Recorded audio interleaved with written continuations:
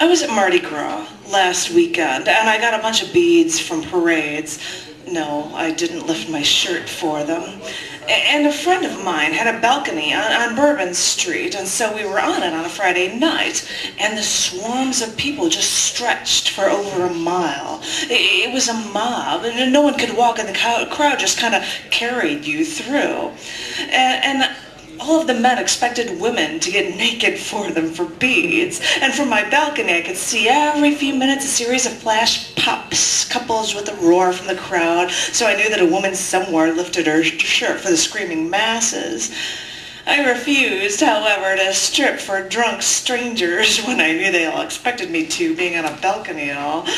So men would look up at me and stretch out their arms, looking up inquisitively as if to ask whether or not they could have some beads from me or if I would just strip. And since I wasn't stripping and I had plenty of beads, I decided to turn the tables and see if men would accept the same conditions they asked of these women. When they looked up at me for something, I would say, "Drop your pants!" And they would look up at me, confused, because the women are supposed to be the ones doing the stripping. But in general, I got two responses from the men. One was that they'd look at me like I was crazy and then walk away, or they would shrug as if to say, "Okay," and then they just start unzipping their pants. And then they'd make a gesture to turn around as if to ask, "Do you want to see my butt?"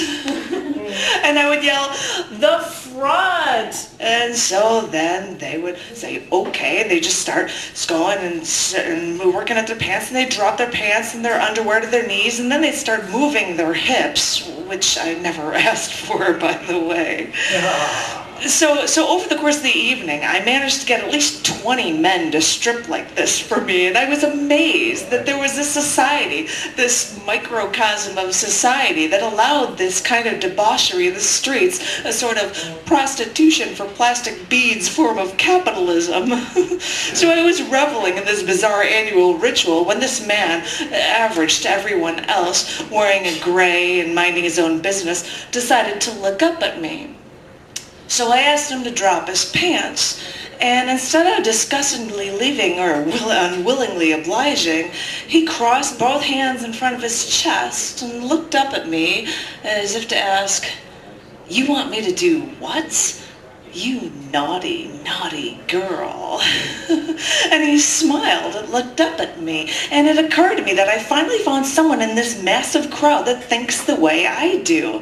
And now, New Orleans has a population, from what I hear, of about 1 million, but during Mardi Gras there are like 9 or 10 million people there, and all I could think was that of all these people here, I finally found someone who wouldn't blindly do what I asked, but at the same time wouldn't think I was crazy for asking.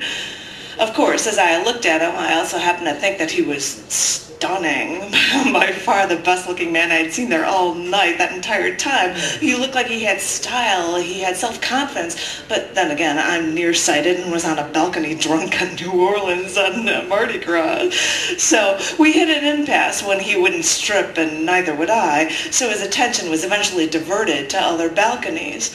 But I noticed for the next half hour that he never left from under my balcony, and every once in a while he would turn around and look up at me.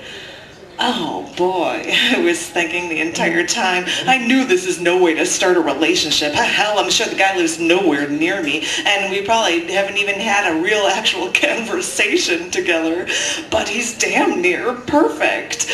And all these times, all these people were screaming and partying at Mardi Gras, and he would still occasionally turn around and make sure that I was still there. And finally, he looked at me, signaling that he had to move on with his friends, so I held up my index finger to make him wait, and then I threw a bunch of beads at him. Pardon me, threw him because he was a good sport, putting up with my taunting and not giving in. But a part of me threw those beads because I saw in him that strong values and that sense of self-worth, sheer love of life, that desire to be alive that I possessed all along and was always been looking for in someone else. Thank you. My Mardi Gras home. The best I could do